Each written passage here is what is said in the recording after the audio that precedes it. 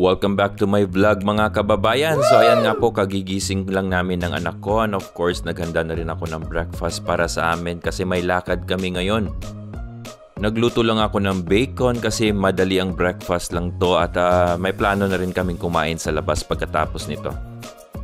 At ayan, dala-dala ng anak ko yung trolley namin para pang grocery. At ready na yung anak ko at nag-volunteer na siya na rin yung magdala. At ayan, pababa na rin po kami. At kung mapapansin nyo, terno pa yung suot namin mga kababayan. At every time na nandito kami sa loob ng lift, ito yung ginagawa namin, sayaw kami ng sayaw ng anak ko or nagti-TikTok kami. Which is yung anak ko is mahilig din sumayaw kasi katulad ko dati.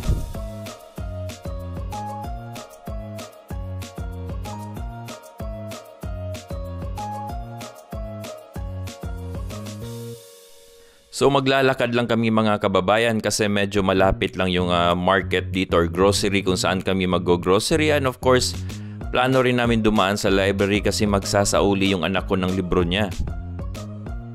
At ayan na nga po, nandito na kami sa loob ng library. So ganyan lang po yung pagsasauli ng books dito. Hindi mo na kailangan pumunta sa counter. So ilalagay mo lang dito at automatic at binibilang na ng machine kung ilan yung books na isasauli mo at bibigyan ka rin ng resibo. Bumalik muna kami sa bahay mga kababayan kasi nag-request nga yung anak ko na kung pwede ba daw mag-roller skate siya kasi maganda daw yung panahon at ang good thing kasi wala din silang pasok ngayon. At kung mapapansin nyo, nag-i-improve yung roller skate skills niya.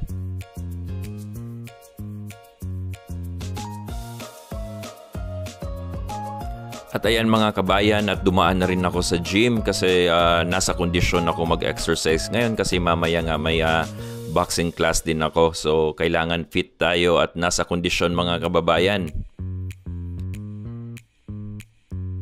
At dinidisiplina ko na rin yung sarili ko na kung walang pasok kahit magbigay ako ng 1 or 2 oras dito sa gym mga kababayan. Kasi ang good na naging change ng buhay ko dito is na nakokontrol ko yung mga pag-inom.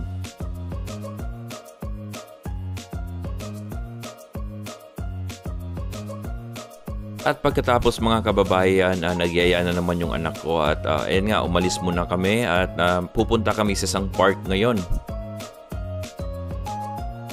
At nandito na rin kami sa bus stop at naghihintay ng bus na sasakyan namin. Kung makikita nyo, ang ganda ng panahon at medyo traffic mga kababayan. At ayan po, nakasakay na po kami papunta sa park ngayon. At medyo hindi busy yung bus ngayon, so napakaganda po. After 15 minutes, nandito na po kami sa park na gusto puntahan ng anak ko. At makikita nyo, napakalawak po mga kababayan. At napakaganda ng project ng government ng ganito na ginagawa nila ng park yung mga bata. Pagkatapos, pumunta na rin kami dito malapit na restaurant dito sa park kasi medyo nagugutom na po ako mga kababayan. At ayan yung order ng anak ko, yung chicken with burger mga kababayan, yung Greek style na burger daw. At ayun nga, galing pa po ako ng gym, so ito lang muna yung kakainin ko mga kababayan. Nag-order po ako ng salad na merong chicken.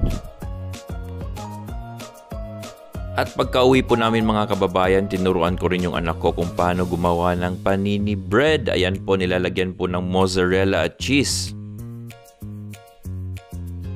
Kasi madali ang snack lang po itong mga kababayan, so nilagay na lang po namin dito sa air fryer at lulutuin lang namin itong mga 6 minutes lang mga kababayan. So napakadali lang. After 6 minutes mga kababayan, luto na po yung panini bread natin at tuwang-tuwa naman yung anak ko kasi meron naman siyang bagong natutunan. At ayan, sabay na po kami kumain ng anak ko. So bago magtapos mga kababayan, please don't forget to follow, share, and subscribe na rin sa ating video para sa ating next vlog natin mga kababayan. Ingat!